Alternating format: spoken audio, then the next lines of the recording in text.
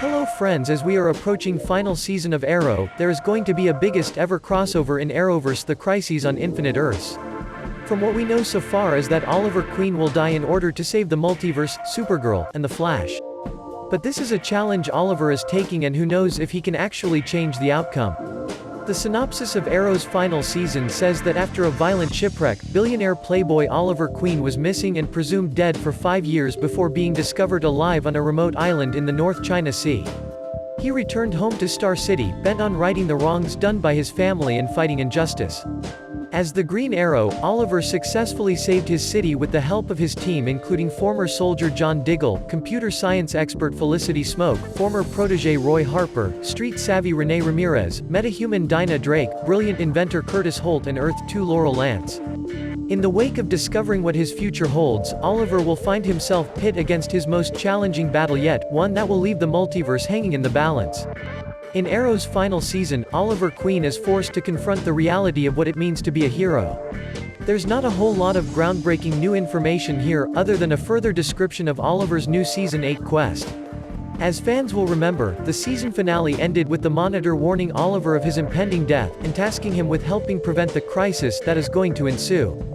LaMonica Garrett gave an interview to Comic Book and said, "You think of the scale of it, and what this character means, and him being introduced into the DC TV world, the first person when you think Monitor is you think Anti-Monitor. So, the scale, where's this going? And then when you think Anti-Monitor, the next thing you think of is Crisis on Infinite Earths. So if you keep doing that to yourself, it makes it too much on your shoulders when you are going into it. You have to think about it later. To me, I'm a former athlete. When you think about the big games, the bowl games, you think about the Super Bowl, you think about the World Series, and you ask those players, what does this mean? This is a huge game, this is the biggest game ever, and they downplay it. They don't want to think of it. After the game, they'll tell you how much pressure they were under, and how much stress. They couldn't sleep at night. So leading up to it, it's like they're trying not to think about that, because if you make that moment bigger than what it is, it's gonna get the best of you.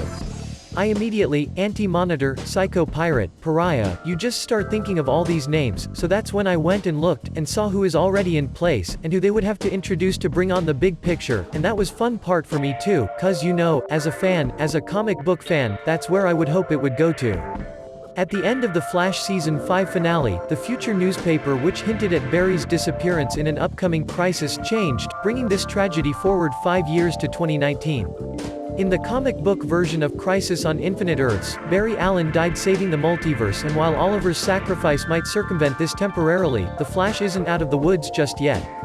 The Flash showrunner Todd Helbing originally envisioned this crisis as the series finale, and while this might no longer be the case, it seems unlikely that the Flash will keep running for much longer.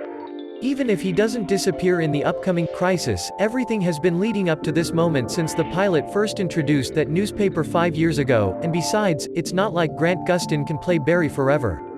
Just like Marvel's Endgame set up a whole new phase of storytelling, so too will Crisis on Infinite Earths, and the way that the CW will go about this seems remarkably similar too. That's all for now. Please like this video and subscribe to my channel. See you soon.